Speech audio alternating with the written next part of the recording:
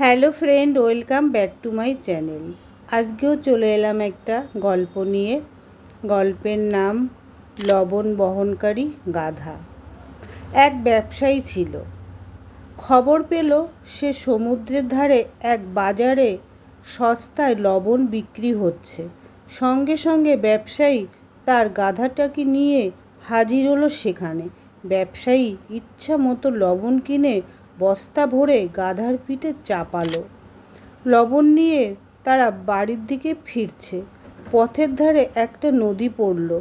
নদীর ওপর রয়েছে একটা সাঁকো।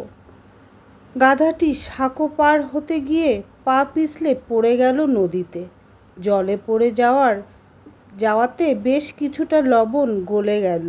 ফলে গাধার পিঠের বস্তা বেশ হালকা হয়ে গেল। গাধা কিন্তু জল থেকে উঠে আবার ওই মনিবের সঙ্গে হাঁটতে লাগলো। ব্যবসায়ী সেবার লাভ হয়নি, কারণ জলে গলে নষ্ট হয়ে গেছে অনেক লবণ। তাই আবার সে লবণ কিনতে গেল ব্যবসায়ী। এবার আগের থেকে অনেক বেশি লবণ কিনে গাধার পিঠে চাপালো। লবণের ভারী বস্তাগুলো নিয়ে গাধা খুব হিমশিম খেতে লাগলো।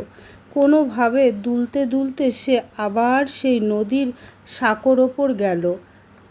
আর সঙ্গে সঙ্গে ভাবল, এই তো সুযোগ বোঝা হালকা করার। তাই সুযোগ বুঝে এবার ইচ্ছা করে পড়ে গেল জলে।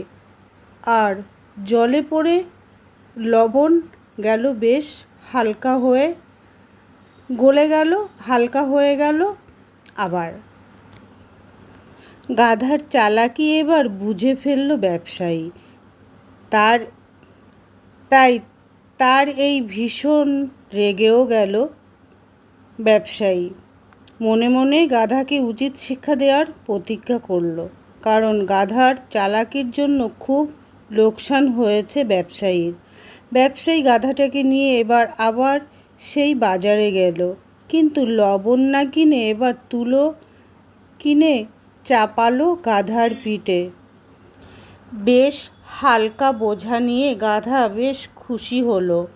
ফেরার পথে সে নদীর সাঁকোর ওপর উঠে ভাবল, আর একটু হালকা করে নিই। সঙ্গে সঙ্গে পুরনো কৌশলে আবার নদীতে পড়ল। আর সঙ্গে সঙ্গে জলে ভিজে তুলোর বস্তা অনেক ভারী হয়ে গেল। গাধা হাঁটতে গিয়ে এবার বুঝতে পারল হালকা হয়নি কেন, বরং অনেক ভারী হয়ে গেছে।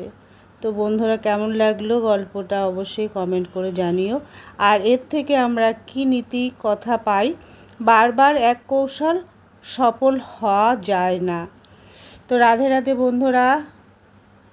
গল্পের চ্যানেলে গল্পগুলো কেমন লাগে অবশ্যই কমেন্ট করে জানিও। আর এরকম গল্প যদি শুনতে ইচ্ছা করে কমেন্টে জানাবে বন্ধুরা।